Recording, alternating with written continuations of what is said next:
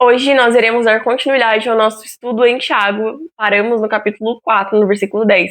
E hoje a gente vai continuar esse estudo. Eu quero te convidar a ficar aqui com a gente. Se você perdeu os episódios anteriores, que a gente está estudando já essa epístola desde o início do ano, se você perdeu os episódios, não se preocupe que a gente tem uma playlist só com esses episódios. Eu vou deixar aqui no card para você assistir depois desse vídeo. Bem, se você não me conhece e é novo por aqui, seja bem-vindo, eu me chamo Aimee.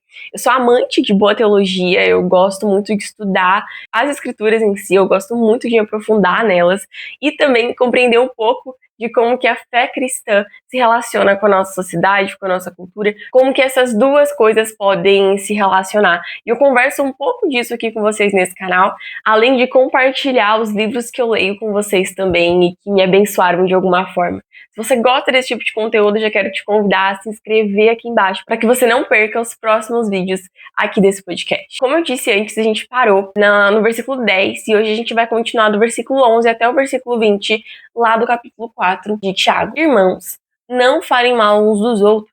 Quem fala mal do seu irmão ou julga o seu irmão, fala mal da lei e a julga. Quando você julga a lei, não a está cumprindo, mas agindo como juiz. Há apenas um legislador e juiz, aquele que pode salvar e destruir. Mas quem é você para julgar o seu próximo? Ouçam agora vocês que dizem: hoje ou amanhã iremos para esta ou aquela cidade, passaremos um ano ali, faremos negócios e ganharemos dinheiro. Vocês nem sabem o que acontecerá amanhã, que é a sua vida. Vocês são como a neblina que aparece por um pouco de tempo e depois se dissipa. Em vez disso, deveriam dizer: se o Senhor quiser, viveremos e faremos isto ou aquilo. No entanto, vocês se orgulham das suas pretensões. Todo orgulho como esse é maligno.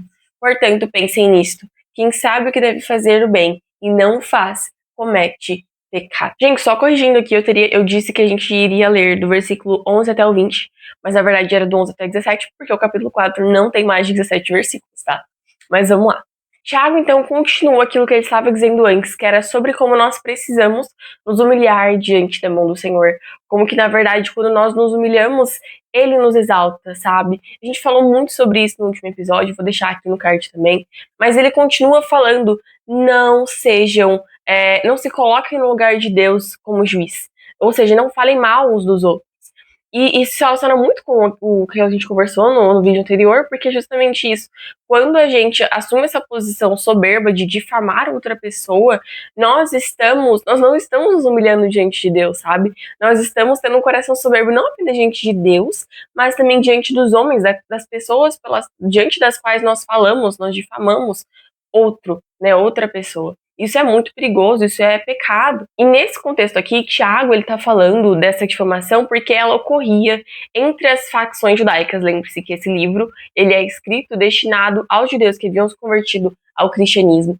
Então a questão, ele estava justamente percebendo isso, esse erro no meio dos cristãos ali, dos judeus que haviam se convertido, e ele traz esse alerta.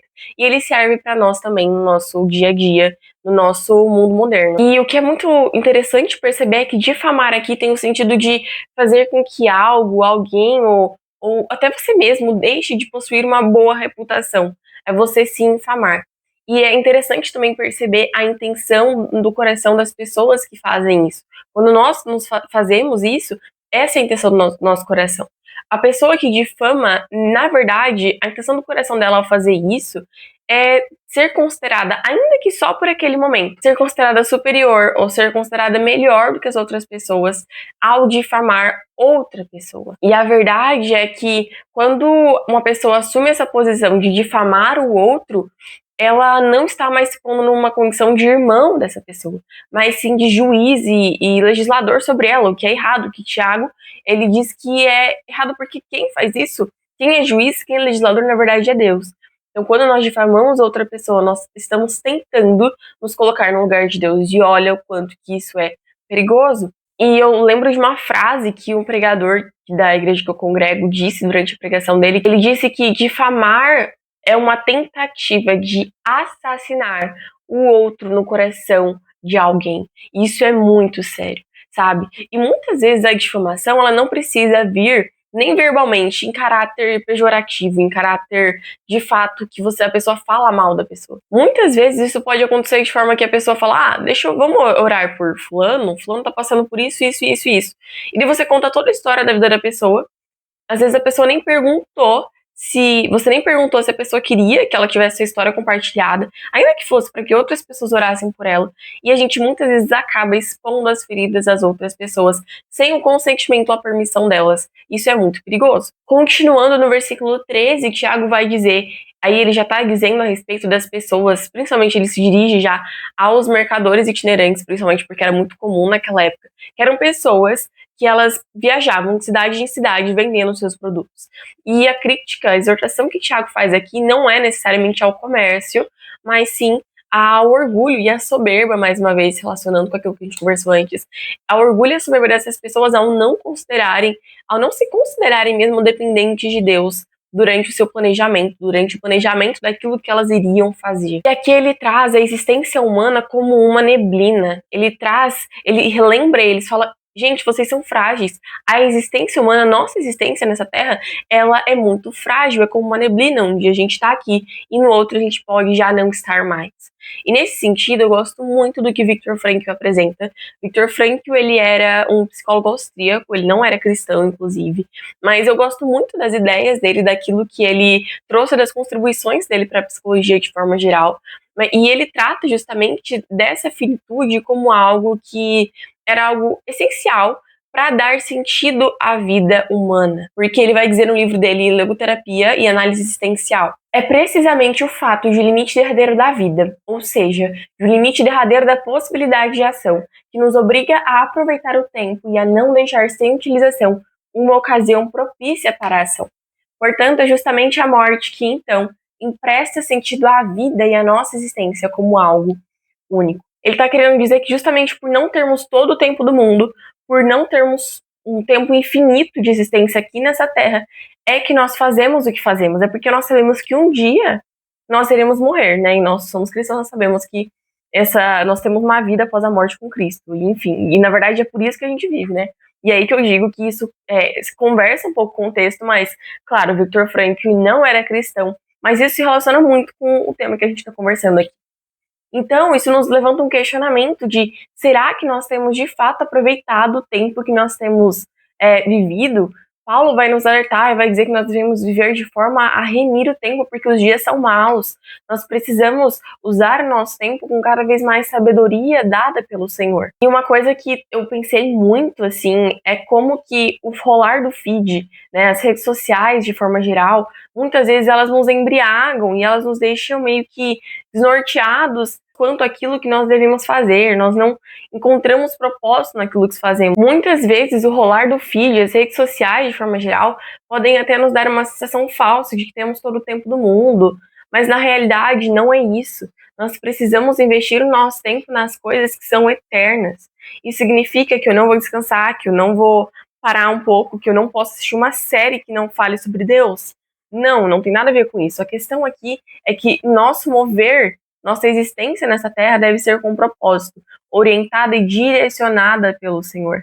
O descanso faz parte de tudo isso, mas acima de todas as coisas, todas as nossas ações devem glorificar ao Senhor. E um sentimento que pode estar presente até no coração das pessoas que agem, como esse exemplo de Tiago disse, agem no coração dessas pessoas um sentimento de onipotência.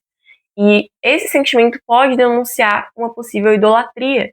Isso porque quando nós nos sentimos onipotentes, capazes de fazer tudo, independentes mesmo do Senhor, isso mostra que nós estamos colocando a nossa confiança em outras coisas que não são o Senhor, que não é o eterno. Que nosso coração esteja vigilante quanto a isso também. Tiago, então, nos orienta, ele fala, em vez disso, deveriam dizer, se o Senhor quiser, veremos e faremos isto ou aquilo.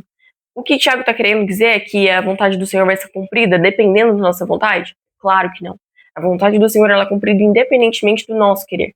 A questão aqui é que esse reconhecimento da soberania do Senhor, reconhecimento da nossa própria fragilidade, nos leva a uma vida cheia de propósito e alinhada à vontade do Senhor. Nos leva a viver uma vida com abundância, porque nós estaremos vivendo com Cristo na dependência dele. Ele continua dizendo, no entanto, você se orgulha das suas pretensões.